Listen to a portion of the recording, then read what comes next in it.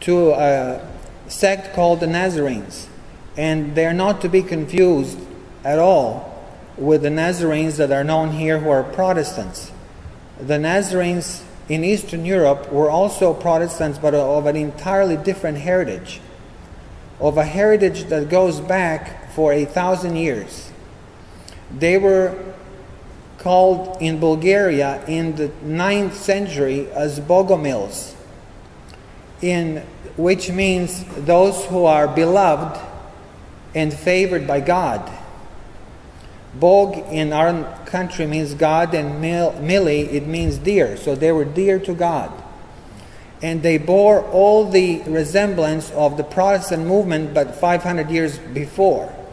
They were not marked by the history for two reasons. One of them is that they were persecuted, burnt at the stake, and of course they were not the victors, and victors are the ones who write history. So they were sort of forgotten by historians. They were also neglected by the Western European and American theologians, who probably consider the class of those people maybe as second-class citizens. But they were early martyrs. They were burnt at the stake, they were persecuted, they fled all over Europe, and they ended up, among other places, exactly where Brother Cholich was born. I looked it up on the internet when I found out about this just by taking a history class. And certainly enough, all the towns are mentioned in that area, including some of the neighboring towns, even the little city of Pančevo. I think you, Brother Peter, you were serving as an apprentice there in the home of Brother Cholich's sister. And the name of the city, as I mentioned, is Pančevo. They were there, they were hiding, there were many of them, and many of them became Adventists, which is what happened to my grandmother. So here she is, ready to be married, and she is considering the eligibility of the bachelors, and she feels that this bachelor who has served 10 years in prison because he was faithful to God, he should be a suitable mate for life. After they were married, my grandmother had studied the Bible on her own. This was a pattern of the Bogomil Protestant group that was persecuted, who they are associated with Waldenses and Anabaptists. They liked to study the Bible on their own. They did not accept the authority of the priests. They also believed that it is wrong to kill, which is of course why they were strongly persecuted, and they did not want to join the military. They liked to worship in each other's homes and have small-scale Bible studies rather than in large churches. So they would not ever use the word church for their congregation. And so many people in Eastern Europe, including my own father, when he built a home, he built a separate room inside the house where there were pews and the pulpit and where believers would gather. So a lot of the beliefs of Brother Cholich and a lot of the maybe thoughts behind the scene, I think, can be attributed to the Bogomils or the Nazarenes in as much as Adventists. When people switch their faith, they don't often just abandon automatically what they have believed in the past. Just like the early Christians, they would go into the study of the Bible and they would have statues of Mother Mary as well as of the Roman and Greek goddesses all together underneath their cloaks. So people don't often immediately let go of what they had believed in the past. Getting back to my grandmother, another unusual fact about her is that long before she heard about the Sabbath, she thought that Saturday should be worshipped, just because she did her own Bible studies. And when she talked it over with the family, of course, they all ridiculed her. Well, one day, 1913, 5 years before Brother Cholich was born, a Seventh-day Adventist missionary walked to their village. He came in the afternoon, and grandmother said that for him to just stay there, that she wanted to hear everything he had to say. And she waited for her husband to come back from the fields. And when he did, they had dinner. They talked about the Bible for hours until the wee hours of the morning. And almost immediately, my grandmother was converted into Adventism. So she was one of the very early Adventists in Yugoslavia. So that was in 1913, 1918. Brother Cholich was born. In 1920, she became a reformer.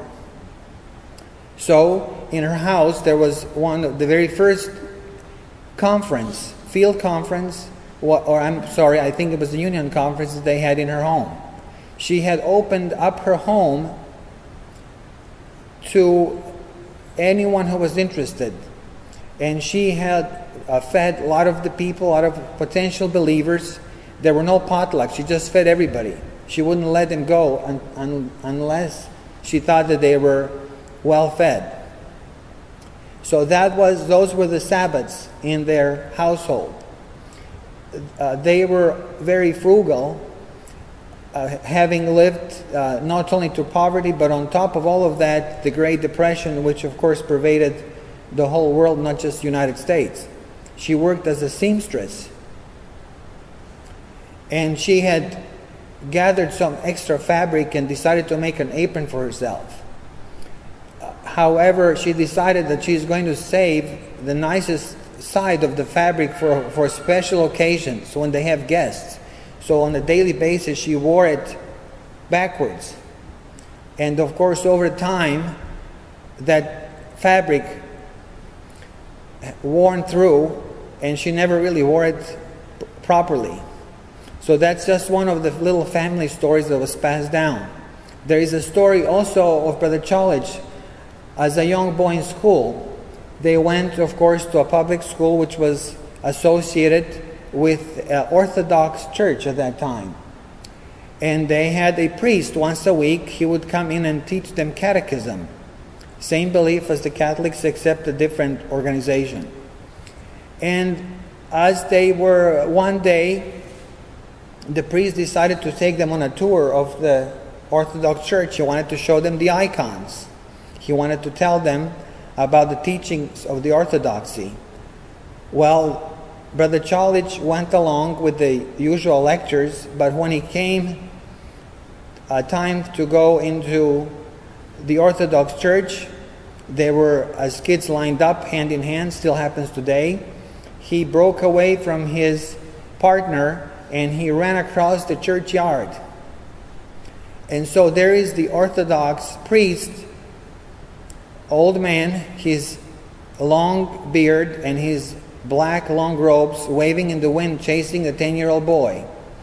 Of course, he didn't have a chance. My uncle got away. Years later, when he was visiting his village, he was already, I believe, in his late 70s. He ran into the same man who was in his class. And he says, "I remember you, Bronco. You're the one who got away." So they were reminiscing and they had a good laugh about that. But, well, of course it might be funny in retrospect, but for the believers at that point it was not funny at all, because our believers had to pay fines because their kids didn't go to school on Saturdays. In those days, even more recently, they required attendance 6 days a week. And so people paid penalties. And my mother's parents did that, of course, for other kids too, as did many of our believers in the Adventist faith, particularly in the Reformed Church. So now my uncle is a little bit older. This is now, I believe, 1934. He is about 17 years old. It's time for him to be baptized. My mother was also baptized on the same day. The baptism was about 12 miles from the village where they lived, and they had very little money, so Brother Cholich says for his mother and sister to take the train, and he went on foot. He had initially started his trip by taking a large stick because he was afraid of sometimes abandoned dogs in the outskirts of town. They would occasionally attack people going around. But after a few minutes on the journey, as he told the story, he was ashamed of himself, and he says, "What kind of a Christian am I that I'm afraid?" So he continued on the journey, and he was baptized.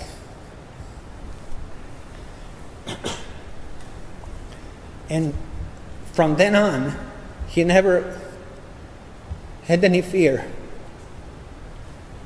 He would go into foreign countries alone, even at the age of 80, not afraid of the authorities, not afraid of the police.